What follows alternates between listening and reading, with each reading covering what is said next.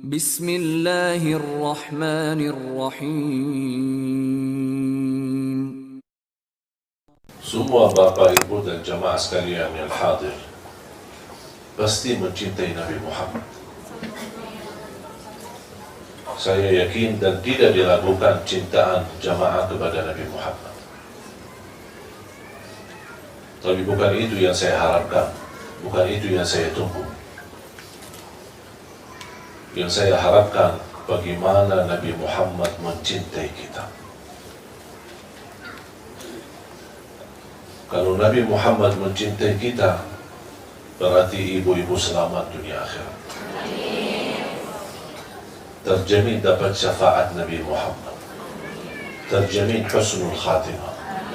Terjamin menjadi ahli surga.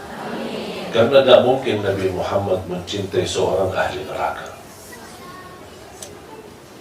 Tidak mungkin Nabi Muhammad mencintai seorang yang su'ul khatimah.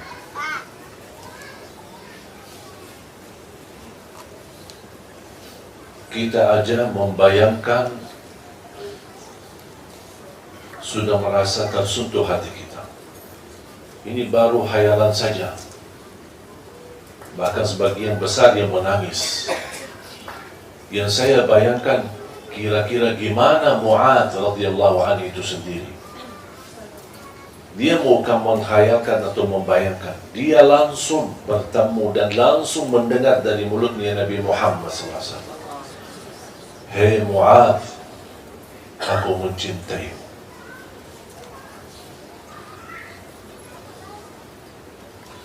Bagi Mu'adz radhiyallahu anhu, dengan ucapan ini, saya yakin dia tidak pernah merasa bergembira sebagaimana saat dia mendengar ucapan Nabi Muhammad kepadanya.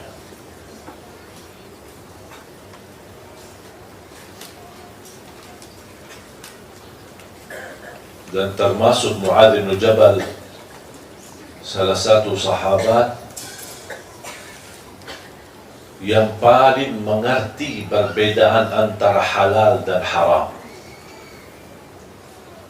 Sampai Rasulullah berkata, kalau ada ingin tahu perbedaan halal yang haram mana yang halal, mana yang haram, kan ialah Mu'adz radhiyallahu anhu.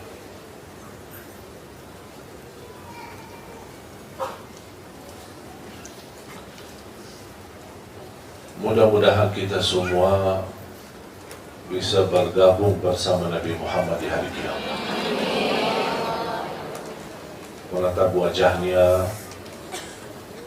bisa kita menghantarkan orang tua bertemu dengan beliau sebagaimana yang dilakukan oleh Sayyidina Abu Bakar radhiyallahu anhu. Sayyidina Abu Bakar duluan masuk Islam sebelum orang tuanya. Berjuangan lama baru dia bisa mendapatkan orang tuanya menerima Islam. Ketika orang tua berkenan menerima Islam dan ingin mengucapkan kalimat syahadat, Sayyidina Abu Bakar berkata, ayo saya bawamu kepada Rasulullah SAW. Ketika Rasulullah SAW melihat Sayyidina Abu Bakar aja lebih tua daripada Rasulullah dari segi umur. Tapi coba bayangkan, kira kalau Sayyidina Abu Bakar lebih tua, apalagi bapaknya Sayyidina Abu Bakar. Ketika Abu Bakar membawa bapaknya atau orang tuanya kepada Rasulullah SAW langsung berdiri dan berkata, hei Abu Bakar, kenapa tak kasih tahu kami, biar kami yang datangi orang tuamu.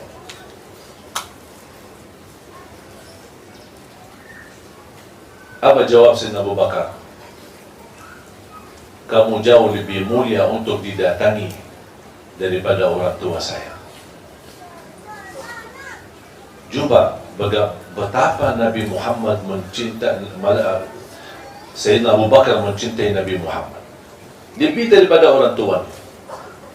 Walaupun orang tuanya sakit-sakitan, cukup tua, cukup usia, tetapi tetap dia membawakan orang tuanya kepada Nabi Muhammad. Nabi Muhammad justru meminta, coba kalau anda kasih tahu kami yang datang. Tidak apa-apa, kami datang. Itulah tawadhu Nabi Muhammad SAW.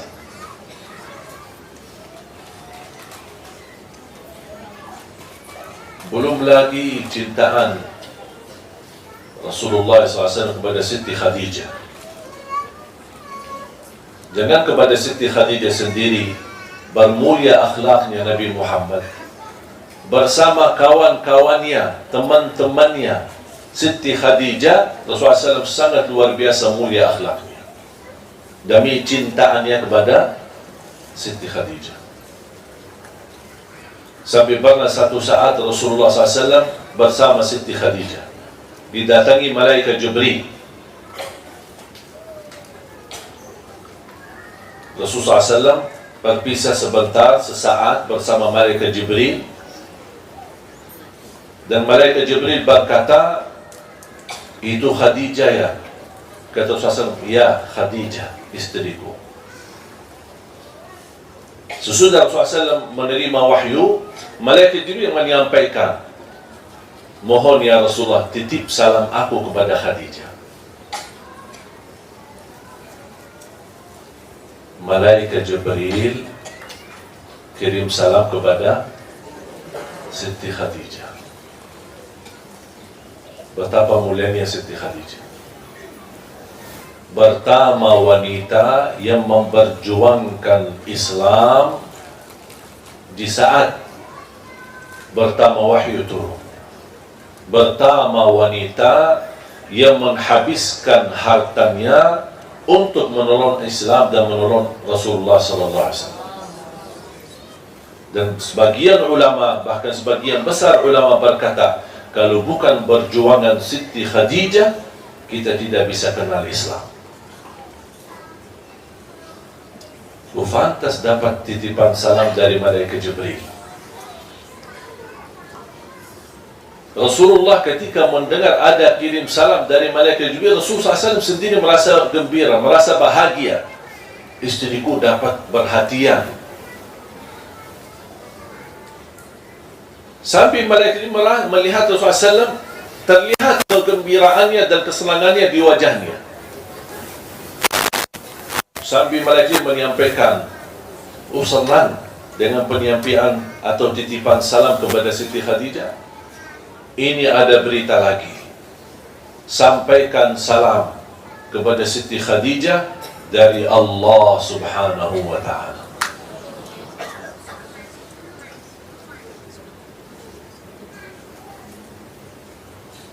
Ketika Rasulullah SAW bertemu dengan Khadijah radhiyallahu anha, dia menyampaikan ada kirim salam dari malaikat Jibril. Dia langsung bergembira, bersenang. Ini belum diucapkan ada salam dari Allah. Ini baru dari malaikat Jibril sudah dia bahagia. Kata Rasulullah SAW, ada lagi. Ada kirim atau titipan salam dari Allah untukmu. Langsung nangis Siti Khadijah. Betapa mulianya seorang yang mendampingi Rasulullah SAW.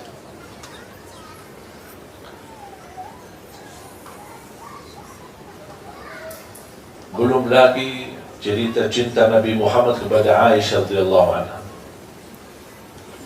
Betapa luar biasa cintaan Nabi Muhammad SAW. Menurut saya, cintaan Nabi Muhammad kepada Siti Aisyah itu menjadi pelajaran bagi setiap generasi. Cinta sejati, cinta yang tulus, cinta yang ikhlas. Setiap saya baca kisah-kisah cintaan Rasulullah kepada Siti Aisyah, kita masih jauh. Masih jauh. Bukan manusia yang biasa yang bisa memuliakan seorang istri. Apalagi istrinya memiliki keturunan, memiliki anak-anak. Itulah cintaan yang menantarkan kata sakinah, mawaddah, warahmah. Cintaan yang abadi, cintaan yang hakiki, yang kita semua mengharapkan. bukan hanya cintaan suami kepada isteri atau cintaan isteri kepada suami. Bahkan kita harap lebih daripada itu semua. Walaupun ini menjadi salah satu langkah kita mencintai seorang karena Allah, bukan karena kelebihannya, bukan karena hartanya, bukan karena jabatannya. Yang membuat cintaan kita hakiki adalah karena cintaan kita kepada Allah karena Allah Subhanahu wa ta'ala. Aku cinta istri karena Allah, aku mencintai anak-anakku karena Allah. Itu yang membuat saya menjaga cintaan itu menjadi abadi. Sampai kita akan datang satu saat, kalau kita bisa menjaga cintaan kita semuanya karena Allah Subhanahu wa ta'ala, akan datang satu saat kita mendengar berita gembira dari Allah Subhanahu wa ta'ala.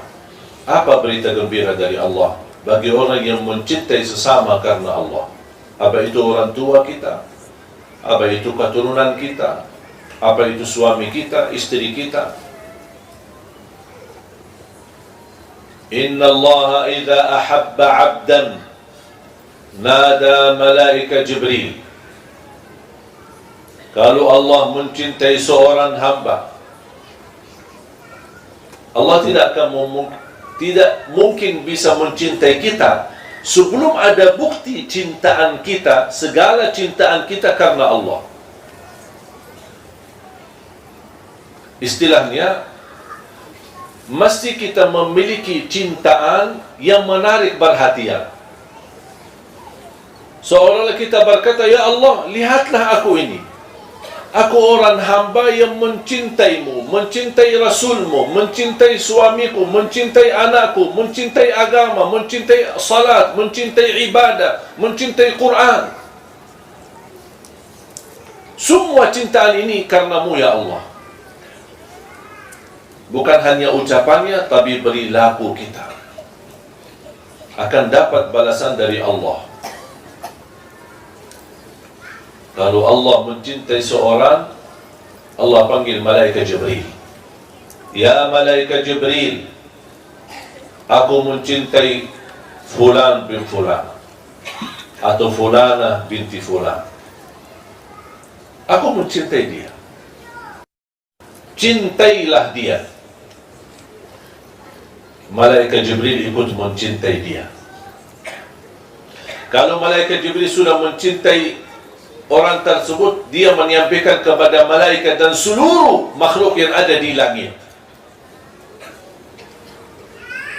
Yang kita tidak tahu berapa jumlah besarnya jumlah malaikatnya, berapa nabi-nabi dan rasul yang ada di alam yang kita tidak tahu.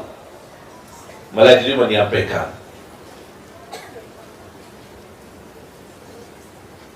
hei penduduk langit, ahlus sama, ahli langit, Allah mencintai fulan bin fulan, fulana binti fulan, dan aku mencintai mereka. Cintailah kalian terhadap mereka. Disitulah dicintai oleh semua yang ada di langit. Allah mencintainya, malaikat Jibril mencintainya, dan semua hamba-hamba Allah yang ada di langit mencintai. Selepas itu, apa yang akan terjadi? Kalau ahli langit mencintai kita, akan Allah wujudkan al-qabul di muka bumi.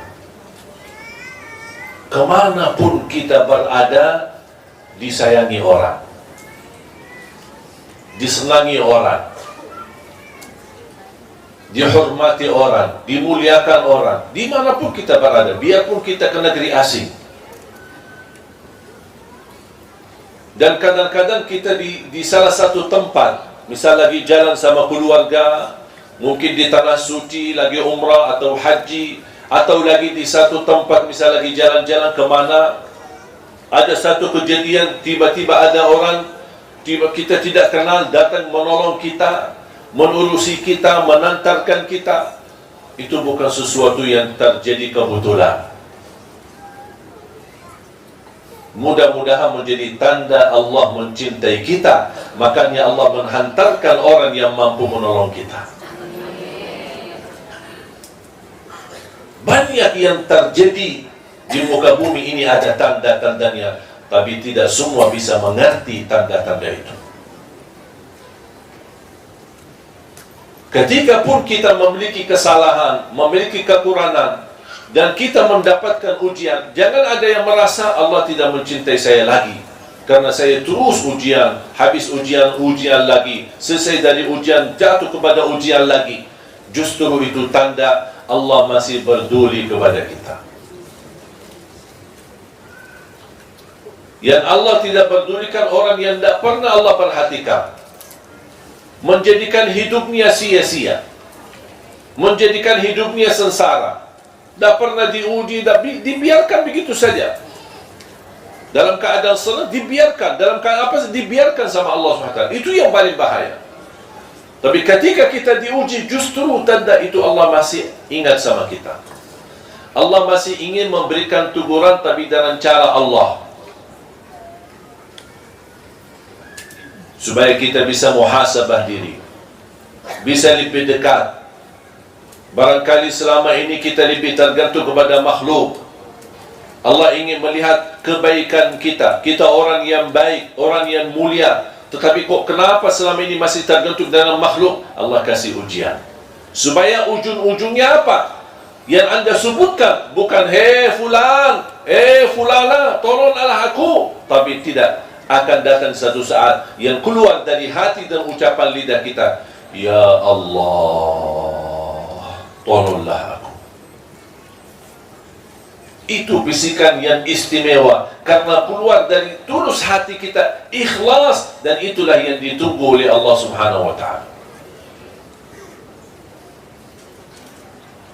Dan semakin mulia cintaan kita kepada Allah dan kepada segala sesuatu yang baik, kebaikan, perjuangan, kepada Islam, kepada amal saleh, kepada amal jariah, kepada Al-Quran, kepada tahajud, kepada salat duha, kepada puasa sunnah, silaturrahim. Cintailah amal kebaikan, bukan karena diperintahkan, tapi kita mau melakukannya karena aku cinta mendekatkan diri kepada Allah Subhanahu wa ta'ala. Kalau kita aja dekat sama raja, atau sama orang pejabat tinggi, atau sama orang yang mulia, kita merasa berbahagia. Gimana kalau kira-kira kita menjadi orang yang dekat sama Allah? Berarti doa kita diijabah, hajat kita dikabulkan, masalah kita diangkat, apapun yang kita hadapi akan diselesaikan oleh Allah Subhanahu wa ta'ala. Karena kita termasuk golongan yang dicintai Allah. Dan mungkin Allah mencintai seorang, tapi Allah membiarkan begitu saja.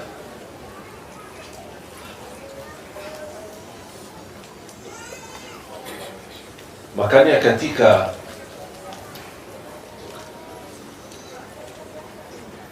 saya bersalawat,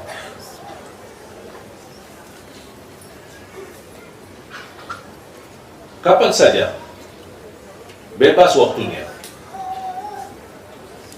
saya ingat selalu bersabda Rasulullah sallallahu alaihi wasallam di hadis yang diriwayatkan Imam Muslim, barang siapa yang salawat kepadaku 1 kali, akan dibalas oleh Allah 10 kali rahmat.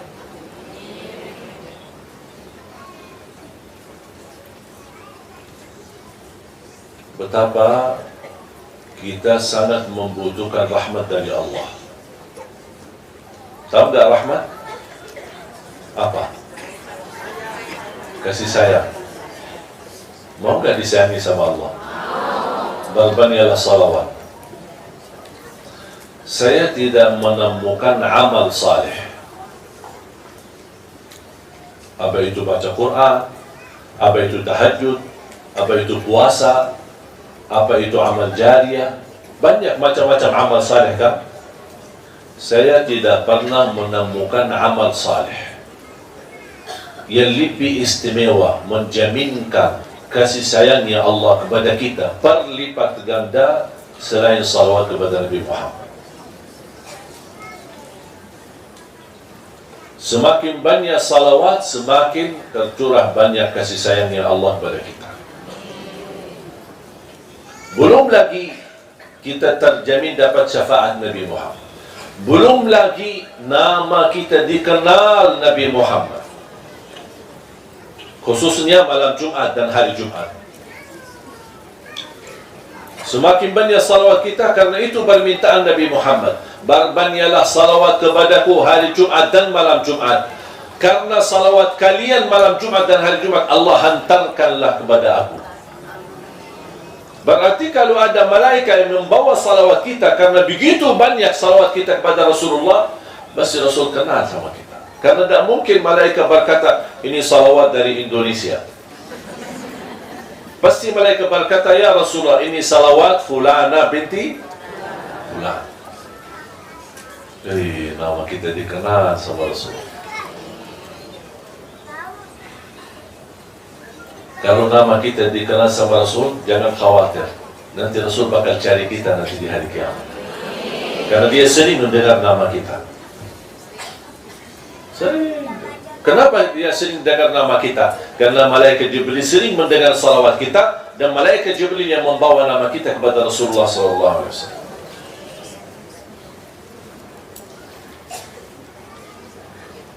Makanya jamaah sekalian, jangan merasa bosan bersalawat. Sepanjang waktu, sepanjang saat, salawat menjaminkan husnul khatimah. Salawat menjaminkan rahmat dari Allah. Salawat menjaminkan syafaat. Salawat menjaminkan selamat dari kematian buruk. Salawat menjaminkan selamat dari kematian mendadak. Salawat menjaminkan selamat dari kecelakaan. Salawat menjaminkan terkabul hajat kita. Salawat menjaminkan kita dekat posisi kita sama Rasulullah nanti di hari kiamat. Salawat kita semakin banyak besar pahalanya di sisi Allah. Diangkat derajat kita, dihapuskan dosa, terkabul hajat, terjamin doa kita diijabah oleh Allah Subhanahu wa taala. Dan setiap saya melakukan amalan, saya selalu rasakan ingin meniru Nabi Muhammad sallallahu alaihi wasallam. Saya berpakaian baju dalam maupun baju di luar, saya selalu gunakan tangan yang kanan dulu baru. Kenapa? Sunnah. Terus ada lagi? Karena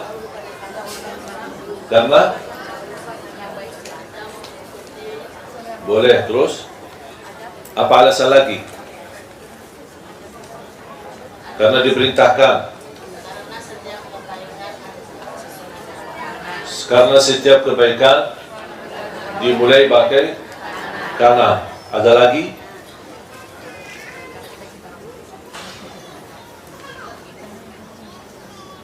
Saya harap mulai hari ini rubah pikiran itu semua. Bukan karena kanan itu sesuatu kebaikan.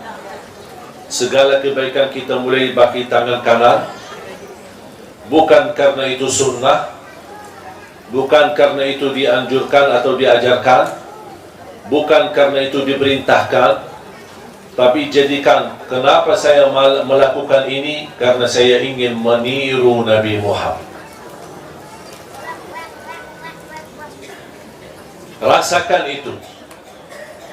Bukan karena sunnah, bukan karena wajib, bukan karena diperintahkan, bukan karena segala sesuatu yang baik dimulai dengan tangan kanan, tapi kita mau seperti ini karena saya ingin meniru Nabi. Kenapa saya berpakaian pakai tangan kanan dulu baru yang kiri? Saya ingin meniru Nabi Muhammad, karena Nabi Muhammad seperti itu. Kalau saya makan pakai tangan kanan, kenapa? Karena saya ingin meniru Nabi Muhammad. Kalau saya mandi, kenapa saya siram air ke sebelah kanan dulu, baru ke sebelah kiri, baru ke seluruh badan?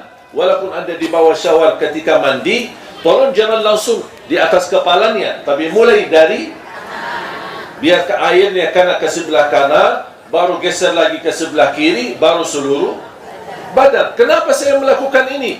Karena Nabi ingin meniru Nabi Muhammad. Kalau saya tidur, saya letakkan berbaring ke sebelah kanan dan meletakkan tangan saya di bawah. Itu buat apa? Saya ingin meniru Nabi Muhammad SAW. Saya masuk masjid, membawa kaki yang kanan dulu, baru yang kiri. Kalau saya keluar masjid, kiri yang dulu, baru yang. Kenapa saya melakukan ini? Ingin meniru Nabi Muhammad SAW.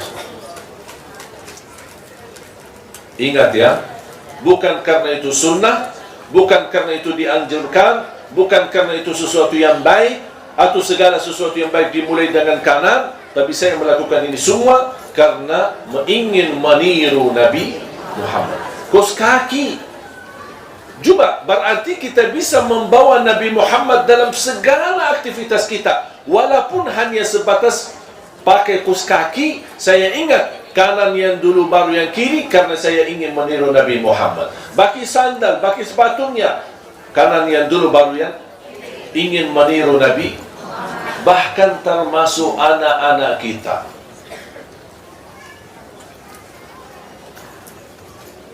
Biasanya kalau kita memberi sesuatu kepada anak kita, namanya anak-anak, kadang-kadang dia menunjukkan tangan yang kiri. Apa itu, permen atau apa makanan, apa sajalah. Betul? Sering terjadi itu, anak-anak selalu menggunakan tangan yang kiri. Dan kita berkata apa? Mana tangan yang manis? Betul? Atau mana tangan yang bagus? Mana tangan yang baik? Boleh nggak kita rubahkan istilah mulai hari ini? Kalau anak kita mau ambil sesuatu, kita berkata, mana tangan yang dicintai Nabi Muhammad?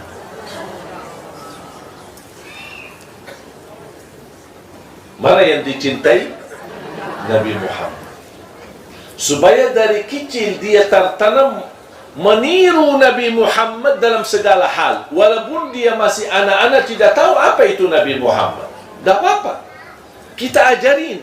Kita kuatkan hubungan batinnya, hatinya. Hubungan baik sama Nabi Muhammad. Semakin dia dewasa, semakin dia besar, dia akan tahu segala perilakunya dia ternyata meniru Nabi Muhammad. Dia akan pasti mencari tahu siapa ini Nabi Muhammad. Ternyata Nabi Muhammad adalah teladanku.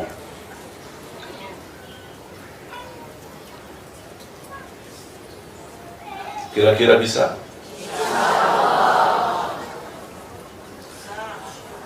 Ibu jamaah sekalian, kalau bisa ibu bertahan dan menjaga, ingin meniru Nabi Muhammad, ingin meniru Nabi Muhammad, ingin meniru Nabi Muhammad, dan kita bisa menjalani ibadah ini dengan perasaan ini selama 1 minggu, insya Allah ibu-ibu akan merasa jauh lebih indah hubungan batin kita sama Rasulullah. Akan terasa ketika kita bersalawat, ya Allah, selama ini saya salawat, tapi kok kali ini kok rasanya beda. Karena sudah ada ruh kita yang bersambung dengan ruh Nabi Muhammad SAW. Siapa yang tidak mau ruhnya langsung bersambung kepada Rasulullah? Siapa yang tidak mau nyawanya, batinnya, hatinya bersama Rasulullah SAW? Makanya kita wujudkan Rasulullah dalam hati kita, dalam kehidupan kita sehari-hari, kemanapun kita pergi. Apalagi melalui banyak salawat.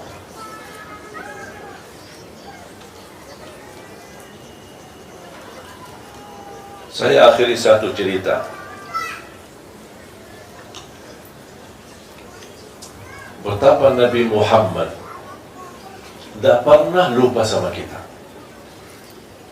Walaupun dia di posisi sangat istimewa, kadang-kadang keistimewaan yang kita dapat membuat kita lupa diri, jangankan lupa orang lain. Ketika Rasulullah SAW Isra Mi'raj, dibawa oleh malaikat Jibril, menembuskan 7 langit, lapisan langit 1, 2, 3 sampai 7. Di langit yang ke-7 bertemu dengan Nabi Ibrahim, bersandar di Baitul Ma'mur. Apa itu Baitul Ma'mur? Kaabahnya langit. Karena ada Kaabah di langit, ada Kaabah di bumi. Dan posisi Kaabah di langit sama persis di atas Kaabah yang di bumi. Dan di Kaabah yang langit ini yang ditawafi oleh malaikat.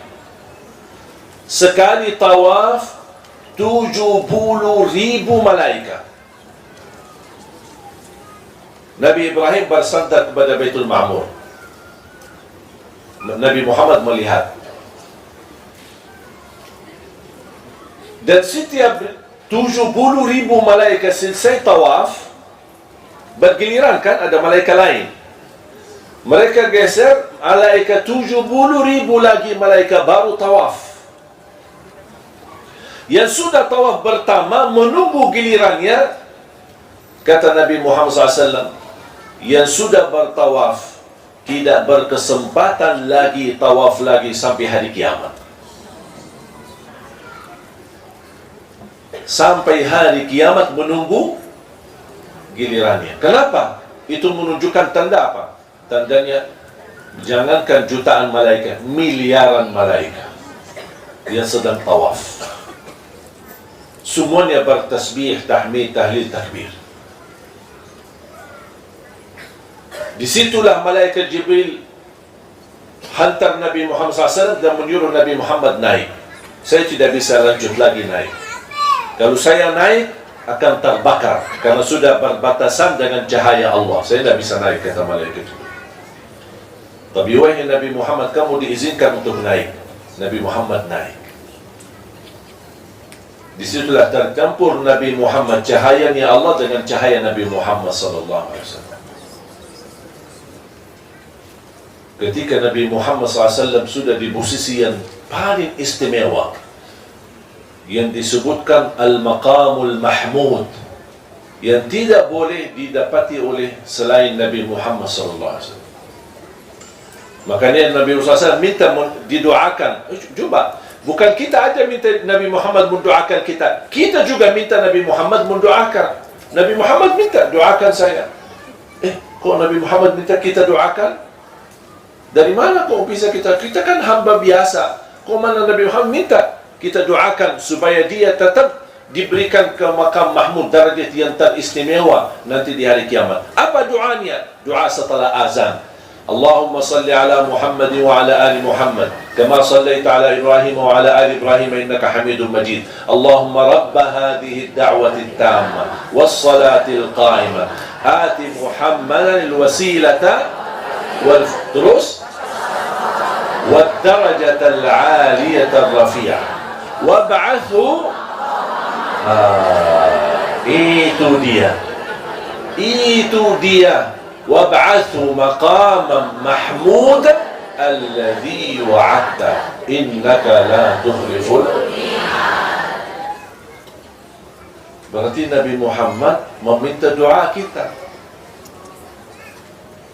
Makanya setiap saya dengar azan, saya tidak mau berkomunikasi kepada siapapun.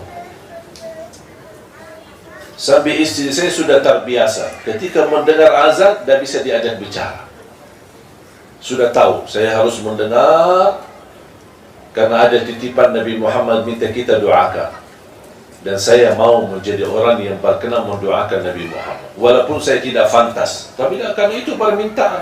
Kenapa saya melakukan ini? Bukan saya merasa diri lebih baik, tetapi karena saya ingin memenuhi permintaan Nabi Muhammad SAW. Coba 5 kali kita mendoakan Nabi Muhammad. Coba kalau kita termasuk orang yang istiqamah mendoakan Nabi Muhammad setiap habis azan, kira-kira dikenal gak Nabi Muhammad? Pasti dikenal. Makanya banyak orang menganggap ini memang doa biasa, kita semua hafal. Tapi pernah gak kita bawa perasaannya Nabi Muhammad yang minta kita doakan? Sallallahu liyal wasilah memohon kepada Allah untuk aku wasilah. Apa itu wasilah? Wasilah itu adalah darajat yang tertinggi di sisi Allah untuk Nabi Muhammad SAW. Kan disebutkan dalam doa al-wasilata wal-fadilah.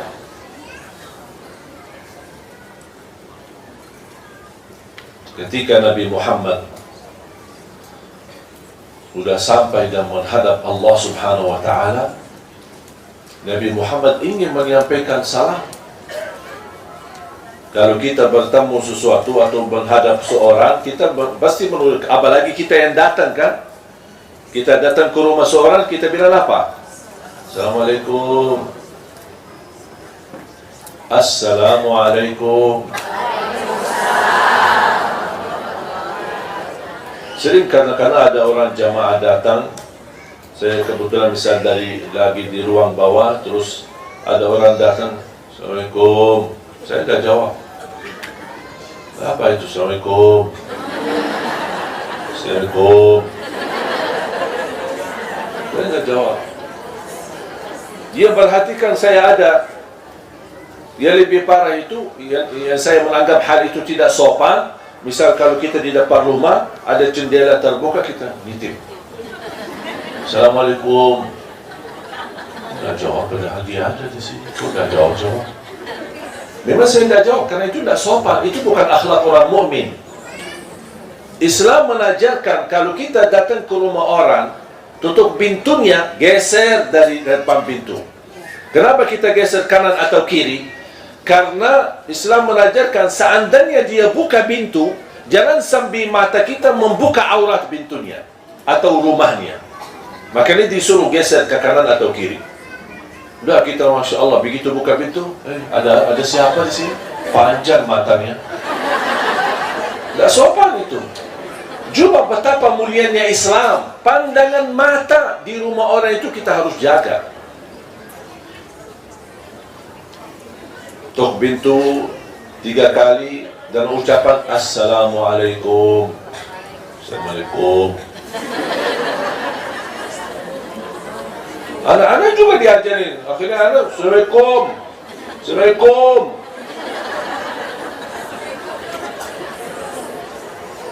Mohon hal yang dianggap kecil semacam ini, mohon diperhatikan. Karena ucapan salam itu doa. Assalamualaikum. Doa dapat salam, dapat sejahtera, dapat kedamaian, dapat rahmat, dapat berkat dari Allah Subhanahu wa ta'ala. Makanya ketika Nabi Muhammad menghadap Allah, dia apa yang harus saya seorang pendatang bertemu Allah, apa yang saya ucapkan? Kalau saya bilang Assalamualaikum, Allah Maha Salam. Bagaimana saya mengucapkan Assalamualaikum ya Allah? Allah lah memberi salam. Allah anugerahkan ucapan-ucapan yang istimewa. Nabi Muhammad mengucapkan At-tahiyyatu, As-salawatu, Al-mubarakatu, At-tayyibatu Lillahi Rabbil Alamin. Makanya menjadi tahiyat dalam salat kita. Itu pertama yang diucapkan oleh Nabi Muhammad SAW kepada Allah SWT. Karena tidak layak Nabi Muhammad berkata, Ya Allah, Assalamualaikum. Maksudnya apa Assalamualaikum? Karena kepada kita sama-sama manusia boleh, tapi kalau kita sama Allah tidak boleh. Karena Allah Maha memberi salam. Bagaimana kita bilang assalam kepada Allah? Makanya Allah anugerahkan ucapan itu kepada Nabi Muhammad. At-tahiyyatu, salawatu, tayyibatul mubarakat. Terus apa yang Allah jawab? Assalamu alayka ayyuhan nabiyyu wa rahmatullahi wa barakatuh. Ketika saya salat dan membaca tahiyat, saya bisa merasakan berdialog antara Allah sama Nabi Muhammad. Nabi Muhammad mengucap, Allah jawab. Nabi Muhammad berkata, Allah jawab. Indahnya luar biasa tahiyat itu. Assalamu alayka ayyuhan nabiyyu wa rahmatullahi wa barakatuh. Berarti Allah menganugerahkan sejahtera, kedamaian, salam, rahmat, berkat kepada Nabi Muhammad. Coba Nabi Muhammad di saat itu di tempat yang istimewa di posisi yang istimewa, di derajat yang tertinggi, bertemu Allah Subhanahu wa Ta'ala, dan di situ dia tidak pernah lupa kita. Ketika dia mendengar Allah menyampaikan Assalamualaikum warahmatullahi wabarakatuh, Assalamu alayka ayyuhan nabiy warahmatullahi wabarakatuh, apa dia jawab? Assalamu alayna wa ala ibadillahis salihin. Ya Allah, aku mohon kesejahteraan buat aku dan semua hamba-hamba yang saleh. Malaikat Jibril karena posisinya tidak terlalu jauh mendengar bisikan ini. Ya Allah, betapa Nabi Muhammad sampai ingat hamba-hamba yang saleh. Ya Allah, anugerahkan salam, rahmat, berkat kepada semua hamba-hambamu yang saleh, termasuk malaikat Jibril dan semua. Ketika malaikat Jibril mendengar, fantas malaikat Jibril berkata, layaklah asyhadu an la ilaha illallah wa asyhadu anna Muhammadar Rasulullah.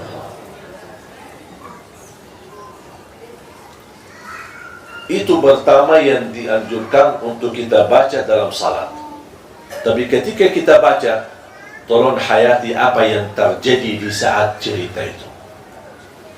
At-tahiyatus salawatu adalah ucapan Nabi Muhammad kepada Allah. Assalamu alayka ayyuhan nabiy wa rahmatullahi wa barakatuh, ucapan Allah kepada Nabi Muhammad. Assalamu alayna wa ala ibadillahi salihin, ucapan dan permohonan Nabi Muhammad kepada Allah untuk dirinya dan hamba-hamba yang tidak pernah mau lupa sama kita.